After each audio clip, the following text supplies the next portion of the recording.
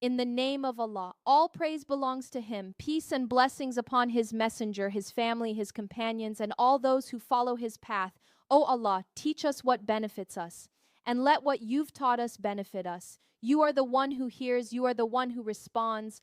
O Allah, I seek refuge in You from knowledge that doesn't transform me, from a heart that doesn't soften, from a soul that is never satisfied, and from a prayer that goes unheard. Our Lord, do not let our hearts deviate after You have guided us. Grant us mercy from Yourself. Truly, You are the bestower. My Lord, open my chest, ease my affairs, and untie the knot from my tongue so my words may be understood. Ameen. The verse that changes everything, thoughtful. I want to begin with a word, one word, and I genuinely believe that every single woman in this room has heard it. Pause. Maybe every person listening to us has heard it. It comes from Surah Al-Hujurat. And what's remarkable about this verse is who Allah is speaking to. He doesn't say, "O you who believe." He doesn't say, "O Muslims." He says, "O mankind. Inna khalaqnakum min dhakarin wa untha wa ja'alnakum shu'uban wa qabaili ta'arafu." We created you from male and female, and we made you into peoples and tribes so that you may know one another. Every time I read this, I used to ask myself, why? Why didn't God just make us all the same? Same skin, same language, same height, same eyes, same everything. He is capable of that, no question. But He didn't. And the reason is right there in the verse itself. Two reasons, actually. One visible, one hidden. The visible one, so that you may know one another. Let me ask you something honestly. How many of your closest friends look nothing like you? Don't speak your first language? Don't eat your food? Come from a completely different background? How many? Do you have non-Muslim friends? Do you have friends who aren't Arab if you're Arab? Friends who aren't from your culture? That is why He created us differently. But the hidden reason, the one that is the real point of this talk, is the second part of that verse. Inna akramakum indallahi atqakum.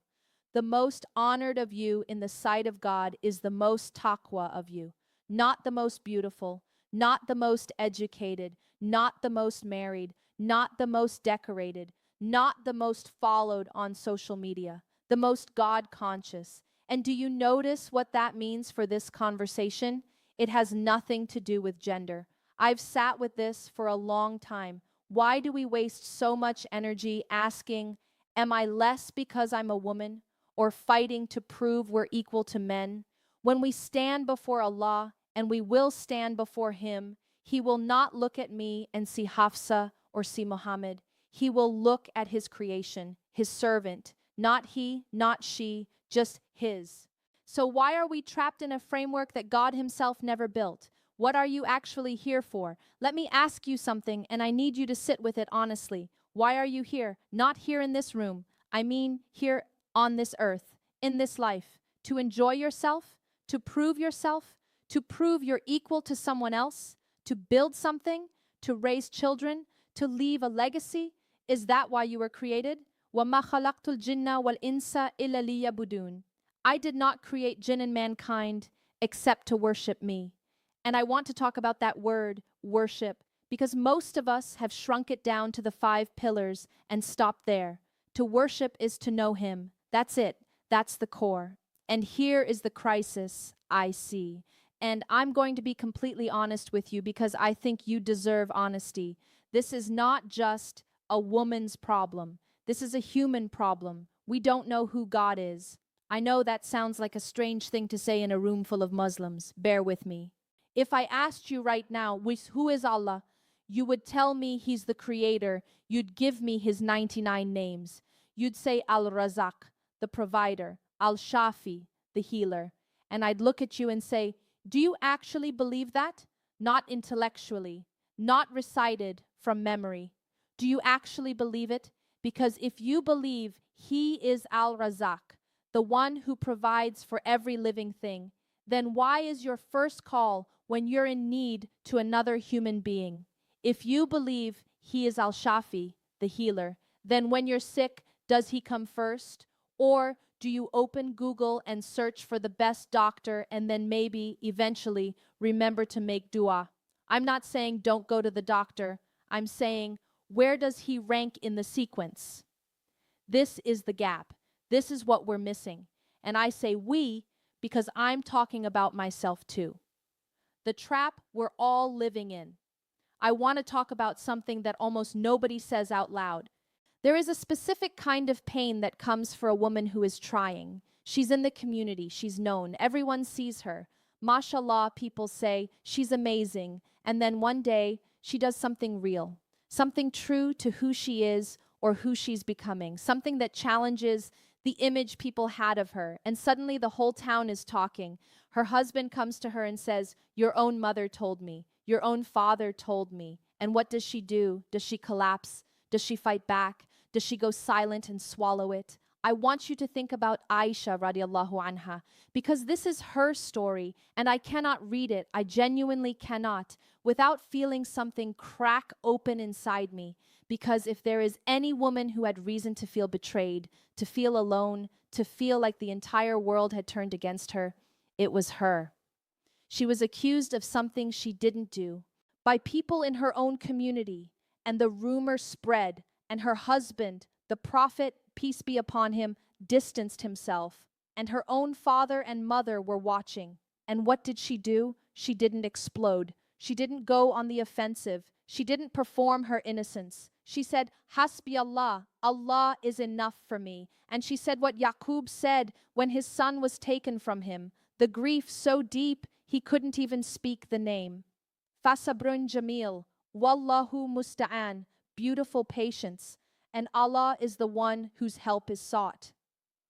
What kind of woman says that? What kind of woman, in the middle of the most public humiliation imaginable, turns her face toward God first, not toward her accusers, not toward her defense, not toward the people who should have protected her, toward Him?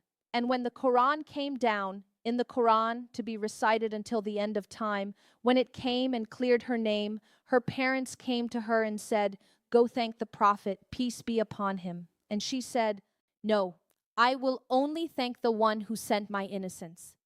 Where are you in relation to that? I'm not asking to shame you. I'm asking because I ask myself this constantly. When my world falls apart, when I'm accused of something, when I'm let down, when I'm humiliated, where do I actually turn first? That is the measure of a woman, not her title, not her degree, not her following, not her husband's status. Where does she turn when it falls apart? The woman who decided, I want to tell you about a girl. She was at an Islamic conference. She couldn't have been more than 17 or 18 years old. She wrote a question on a piece of paper and passed it to the sheikh on the stage. He read it and paused, and then he read it out loud. She had written, "Sheikh, I have decided to go to Jannah." Subhanallah. I remember where I was standing when I heard this, because think about the decisions we make. I've decided to get my master's degree. I've decided to move to this city. I've decided to have another child. I've decided to buy this house. I've decided to launch this business. We sit with those decisions. We plan them. We make vision boards for them. But when was the last time you sat down with yourself, truly sat down, and made the declaration that this 17-year-old girl made? I have decided to go to Jannah, not as a passive hope, not as a well, inshallah, everyone hopes for that, as a decision, a direction, a north star that every other decision points toward. God says in the Quran, whoever does righteous deeds, whether male or female, and is a believer, those will enter paradise, and they will be given provision therein without account. Man amila salihan min dakarin aw untha wa huwa mu'min, male or female, he said it that clearly. And then in Surah Al-Ahzab, he lists who he prepared this forgiveness and great reward for: Muslim men and Muslim women, believing men and believing women, obedient men and obedient women, truthful men and truthful women, patient men and patient women, humble men and humble women, men and women who give in charity, men and women who fast, men and women who guard their chastity, Men and women who remember Allah much, that last one, the ones who remember Him much. How much of your day is that? Not out of guilt. Genuinely, what percentage of your waking hours does your mind actually return to Him? How long are your prayers and how long is your WhatsApp? I'm talking to myself first. Shaitan's final speech. I want to close with something that keeps me up at night. In Surah Ibrahim, on the day of judgment, after everything is over, after the decree has been made, Shaitan speaks. And this is what he says: do not blame me, blame yourselves. He will look at every single one of us and say, I had no authority over you. I only called to you. And you answered. I said, don't pray, there's still time. And you said yes. I said, just keep scrolling just a few more minutes. And you said yes. I said, you don't need the hijab today. And you said yes. I said, this one sin doesn't count. And you said yes. ما كان لي عليكم من سلطان إلا أن دعوتكم فاستجبتم لي فلا تلوموني ولوموا أنفسكم. I had nothing over you except the invitation, and you accepted. Don't blame me, blame yourselves. That is Shaitan's closing argument. And I want to ask you, genuinely, not rhetorically, when you stand there, when that moment comes, what will your defense be? Because the woman who stands there with a defense is the woman who, while she was here, learned to say, Hasbi Allah. The woman who turned toward Him in the ease, not just the hardship. The woman who knew God when she didn't need anything, so that He knew her when she needed everything. Ta'araf ilallahi firraha yarifuka fishida. Know Allah in times of ease, and He will know you in times of difficulty. That is the woman Aisha was. That is the woman you can be. I want to leave you with one final thought. We spend so much time asking the wrong question. We ask, am I enough as a woman? When the only question that was ever asked of us by the one who made us is, do you know me? Not are you successful? Not are you beautiful? Not are you respected or recognized or validated? Do you know me? Because the most honored of you, in His sight, in the only sight that ultimately matters, is the most conscious of Him, not the most perfect, not the most decorated, the most turned toward Him. So I want you to leave today with one decision, not a goal, not a resolution, a decision.